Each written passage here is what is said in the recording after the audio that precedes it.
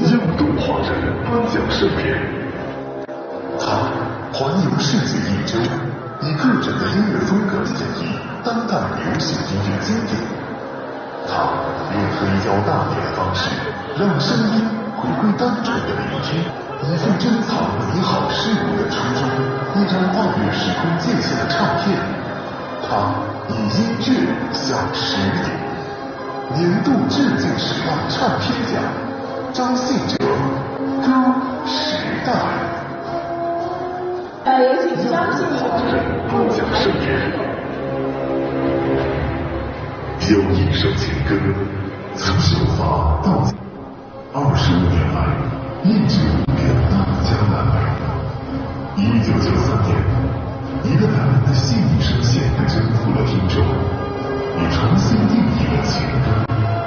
他深情缓缓，英俊而温，这首经典之作，趟起了中式情歌的长水闸门。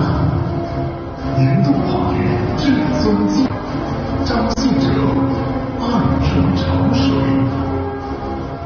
哇，2个奖项的获奖者都是张信哲先生的，谢谢张信哲先生。这一奖，我们有请中华文化辽宁年轻总局6个华人颁奖品牌左江先生上台为张信哲颁奖，有请。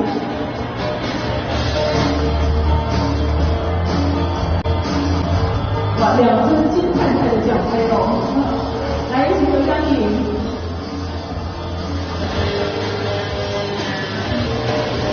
好，来合影留念。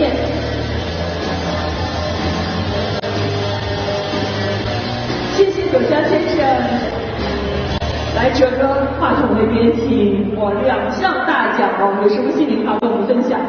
当然要先谢谢中国的华人给我这么高的荣誉，但是呢，在这边也跟大家分享，其实做音乐不知不觉做了快30年了，所以很开心，就是说可以在这个工作岗位上面做这么久。那另外一方面呢，也谢谢所有的歌迷朋友们可以不离不弃的陪着我度过这么长的时间，所以我觉得这个节目就是鼓励我继续的在努力。